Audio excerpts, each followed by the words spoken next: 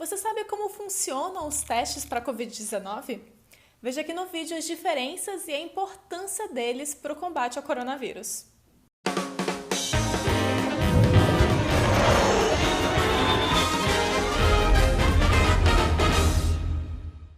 Uma das principais dificuldades no combate ao coronavírus é não saber exatamente quantas pessoas estão infectadas. Isso acontece porque muitos países não têm testes o suficiente para toda a população. Então, como eles são limitados, eles acabam ficando restritos para os casos mais graves da doença. Mas pode ser que isso mude em breve. O Brasil recebeu um lote com 500 mil testes rápidos que estão sendo distribuídos aos estados ao longo desse mês de abril. Eles só são parte de uma remessa de 5 milhões de testes que foram adquiridos da fabricante chinesa Wonderful e que também devem estar chegando no Brasil logo logo. O ideal mesmo seria testar todos os casos suspeitos, mesmo que não tivessem sintomas. Essa é uma das principais medidas recomendadas pela Organização Mundial da Saúde para reduzir o número de mortes no país. E foi isso que a Coreia do Sul fez. Lá eles chegaram a fazer 15 mil testes por dia para detectar o coronavírus na população. Em alguns lugares eles até adotaram um método meio drive-thru. A pessoa fica dentro do carro, os especialistas vêm, coletam as amostras e depois a pessoa recebe o resultado em 15 minutos por mensagem de texto.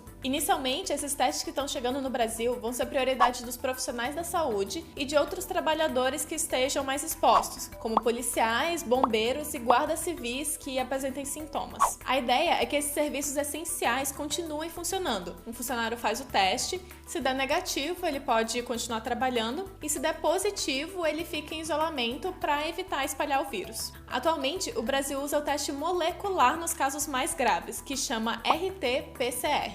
Ele procura o material genético do SARS-CoV-2 nas amostras de secreção da garganta ou do nariz do paciente e precisa ser feito em laboratório. Todo esse processo demora no mínimo 12 horas para dar o resultado, mas em compensação ele é bem mais preciso, com 90% de exatidão. Mas no meio de uma pandemia tão dinâmica e com o vírus espalhando tão rápido, seria bom também ter um diagnóstico mais rápido para poder tomar as medidas necessárias. Os kits de testes rápidos que estão chegando aqui são parecidos com o da Coreia do Sul e também dão resultado em mais ou menos 15 minutos. Eles também são bem mais fáceis de transportar, operar e não precisam passar por laboratório. Primeiro, o profissional precisa coletar amostras de sangue ou de secreções do nariz ou da garganta do paciente. Isso precisa acontecer entre o 7º e o 10º dia depois que os sintomas já começaram a aparecer. Isso é porque o teste rápido não vai procurar o coronavírus em si, e sim a resposta do seu corpo a ele. O teste procura pelos anticorpos IgM e IgG, que são liberados pelo corpo quando ele sente a presença de um invasor, como o coronavírus.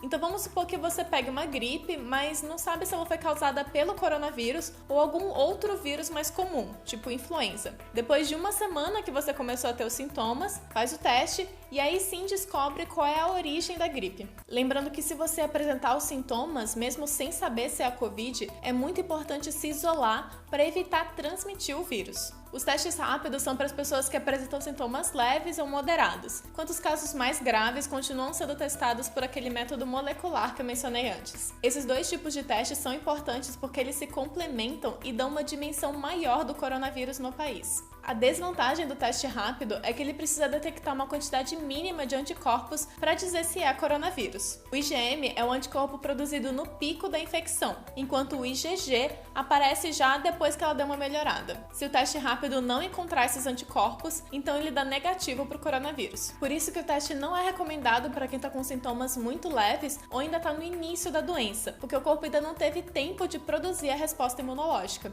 Isso também aumenta as chances do teste gerar um falso positivo, que é quando ele diagnostica o Covid, sendo que a pessoa não tem, ou então um falso negativo, que é quando ele não encontra o vírus, sendo que a pessoa está sim com a doença. Esse nível de confiabilidade varia de acordo com o tipo do teste. A Anvisa aprovou 17 tipos diferentes de testes rápidos que podem ser usados no Brasil para a detecção do coronavírus. Somando os rápidos com os moleculares, o Ministério da Saúde pretende distribuir 23 milhões de testes pelos hospitais e centros de saúde do país. Você tem alguma outra dúvida sobre o coronavírus? Deixa aí nos comentários que a gente vai continuar respondendo elas aqui nos vídeos. Hoje eu vou ficando por aqui e, se puder, fique em casa.